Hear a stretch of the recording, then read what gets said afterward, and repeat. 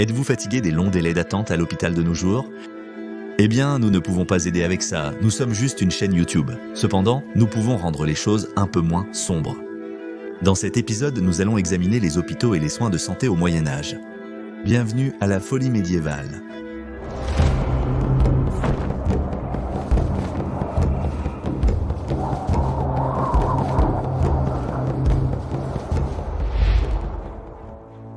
Les médiévaux avaient trois types d'hôpitaux, le premier connu sous le nom de léproserie pour ceux qui étaient atteints de lèpre, le deuxième était ceux érigés pour l'usage général des pèlerins et des voyageurs malades, et le troisième était destiné à offrir un abri aux personnes âgées. Beaucoup étaient un mélange des trois types, et tous étaient utilisés pour s'occuper des besoins des pauvres, où les pensionnaires recevaient des soins, et peut-être quelques formes rudimentaires de traitement. Seuls les riches auraient pu se permettre l'expertise d'un médecin ou d'un chirurgien formé et ils auraient été soignés dans leur propre maison. Les pauvres malades auraient utilisé les compétences des guérisseurs et herboristes locaux, ainsi que les remèdes domestiques qui leur étaient transmis par des parentes.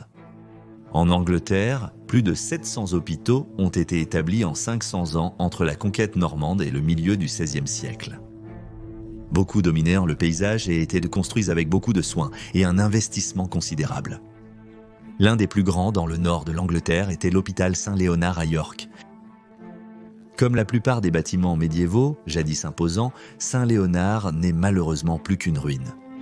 Comme la plupart de ces grands hôpitaux étaient indiscernables des monastères ayant leur propre chapelle, ils sont devenus les victimes de la Réforme et ont été détruits. Par la suite, cela a laissé York sans hôpital depuis l'époque d'Henri VIII jusqu'au milieu du Xe-8e siècle. À son apogée, Saint-Léonard avait 200 lits permettant d'accueillir 400 pensionnaires. Les lits étaient autopartagés par des patients du même sexe et ils servaient également de foyer pour enfants hébergeant 23 garçons. Une armée de personnel, dont des boulangers, des brasseurs, des cuisiniers et 16 serviteurs contribuaient au fonctionnement de l'hôpital.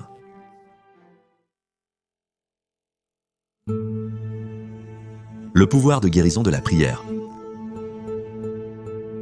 Le péché dominait tout le reste au Moyen-Âge et à cause de cela, l'apparence et le but d'un hôpital médiéval étaient très différents de ce que nous attendons aujourd'hui. À partir de 1215, l'admission à tout hôpital était conditionnée à la confession préalable de tous les péchés du patient. On pensait que le péché causait la maladie, donc les médiévaux pensaient qu'il n'y avait aucun intérêt à essayer de traiter les symptômes physiques tant que l'âme n'avait pas été purifiée. La santé de l'âme avait la priorité sur celle du corps et la prière pour la guérison était aussi importante que tout autre traitement. Il fallait également prier tous les jours pour les bienfaiteurs qui avaient payé la construction de la maison. Chaque patient de l'hôpital St Andrews à Canterbury devait réciter 300 Ave Marias, Credos et Pater Noster quotidiennement pour sauver les âmes de leur patron. Anne de Bohême, l'épouse du roi Richard II, avait même fait embosser son blason sur le plafond du grand hôpital de Norwich, afin que, juste au cas où ils oublieraient, alors qu'ils se reposaient là et regardaient en haut, chaque patient se souvienne de qui avait payé pour le lit dans lequel ils étaient allongés. En somme, les hôpitaux étaient à l'origine des édifices religieux. Construits en forme de croix, avec un autel dans chaque aile, permettant aux patients de voir la messe à tout moment. Et beaucoup étaient décorés de riches images chrétiennes afin que les malades puissent méditer et purifier leurs âmes. A aussi été essentiel dans la guérison médiévale. À l'hôpital de Saint-Gilles à Norwich, des messes chantées et d'autres prières étaient effectuées tout au long de la journée. Les médecins étudièrent la musique durant leur formation, pensant qu'elle régulait le rythme cardiaque et améliorait l'humeur.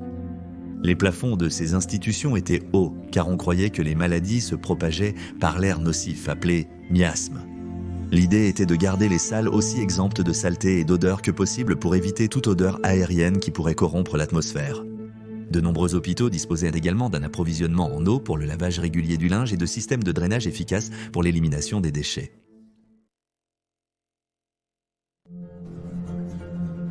Médecins et infirmières. Dans les infirmeries anglaises, les patients auraient été soignés par des infirmières plutôt que par un médecin. Les infirmières étaient des femmes d'âge mûr. Cela afin que les infirmières aient acquis une expérience considérable dans tous les aspects de la gestion d'un hôpital, tels que la cuisine, l'entretien ménager et le travail de blanchisserie. On s'attendait également à ce que leur maturité soit un obstacle à toute espièglerie sexuelle et scandale avec les patients masculins. Contrairement au reste de l'Europe, les hôpitaux anglais du Moyen-Âge n'employaient pas les services de chirurgiens, de médecins ou d'apothicaires de formés. En revanche, au XIVe siècle, l'un des hôpitaux les plus célèbres d'Europe, le Santa Maria Nova à Florence, avait un personnel impressionnant. Il y avait 3 internes résidents, 6 médecins seniors qui visitaient de l'hôpital quotidiennement, plusieurs chirurgiens, un pharmacien et un spécialiste en ophtalmologie. Les internes étaient obligés de s'entraîner là-bas, pendant une période avant de devenir pleinement qualifiés. De nombreux conseils municipaux en Europe rémunérèrent le personnel médical pour travailler dans les hôpitaux. Ce n'est que lorsque l'hôpital du Savoy a été fondé à Londres par Henri VII qu'une institution anglaise a finalement obtenu un médecin et un chirurgien. Mais ce n'était qu'au début du XVIe siècle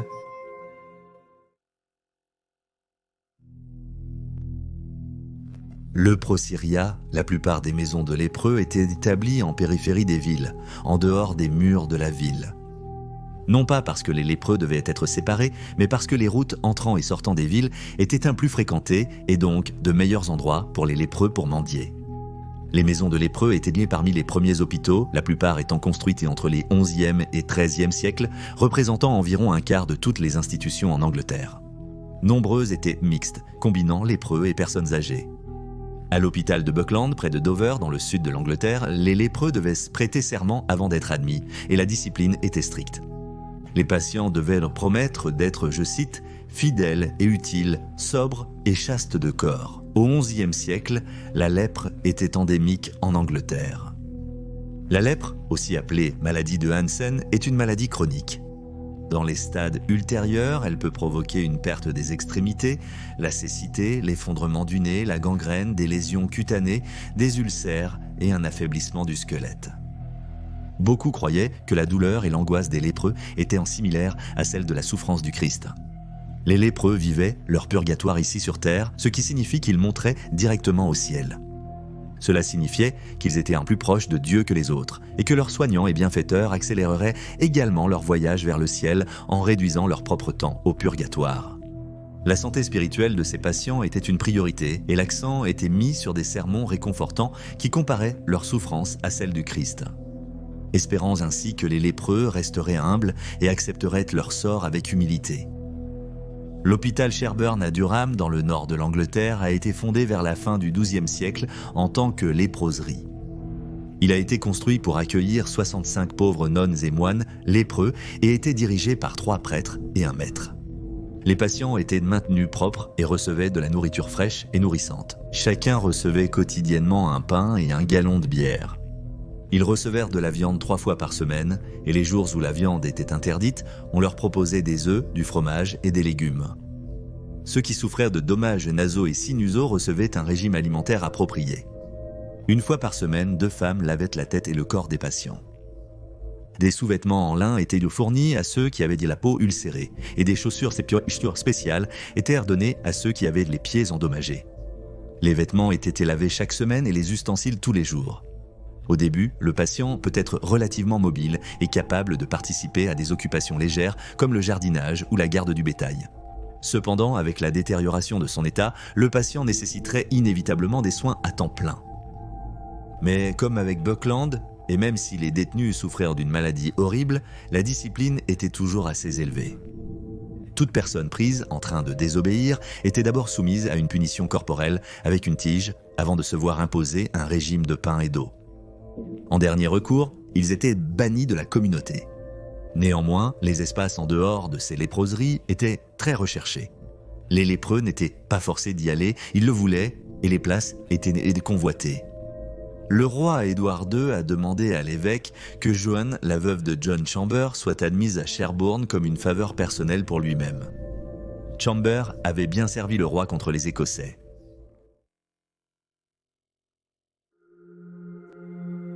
L'hôpital général. Ces institutions accueillaient une grande variété de patients, généralement pour de courtes périodes de temps. Oui, certains mouraient ou avaient des maladies critiques, ce qui signifie qu'ils étaient de trop malades pour mendier, mais beaucoup plus étaient simplement mal nourris ou épuisés et avaient besoin d'un lit pour la nuit et d'un repas décent. Beaucoup étaient des voyageurs et pèlerins de passage. Durant l'été, les routes étaient pleines de gens cherchant un lieu de repos.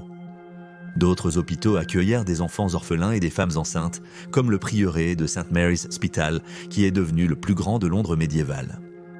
Fondé par les marchands et géré par les moines augustins, St. Mary's Hospital a pris une responsabilité spéciale pour les femmes enceintes pauvres pendant leur période de couche, avant et après l'accouchement. Un logement leur était fourni à l'écart de l'infirmerie principale. Des dispositions étaient également prises pour l'entretien des enfants nés là-bas jusqu'à l'âge de 7 ans si leur mère mourait en couche, ce qui était assez courant. Au XVe siècle, à Florence, une femme sur 5 mourait en couche. Incapables de s'en occuper elles-mêmes, les femmes célibataires abandonnèrent souvent leurs bébés dans les hôpitaux. La Santa Maria della Scala à Florence avait une boîte tournante intégrée dans le mur afin que les femmes puissent abandonner anonymement leurs bébés. Des nourrices résidaient à l'hôpital pour nourrir les nourrissons de ces boîtes à bébés.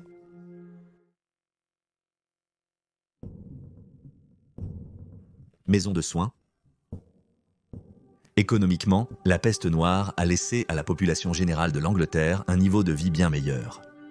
Pour plus d'informations, regardez notre nouveau documentaire sur la peste noire sur cette chaîne.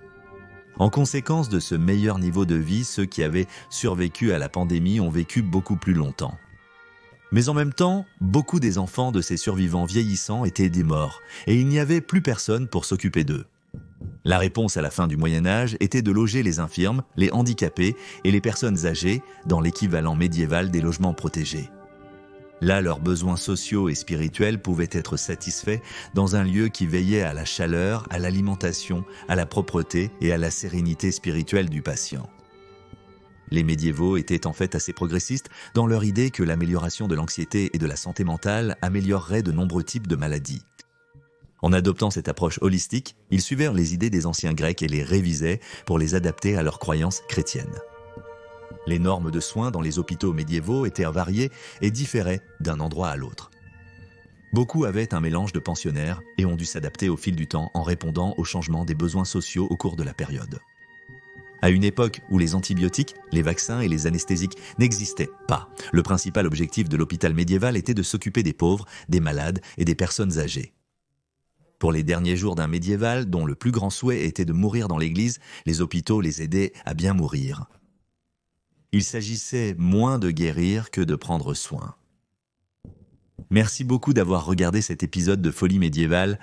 J'espère que vous avez appris quelque chose et nous serons de retour la semaine prochaine pour un autre épisode si vous souhaitez vous abonner. Santé!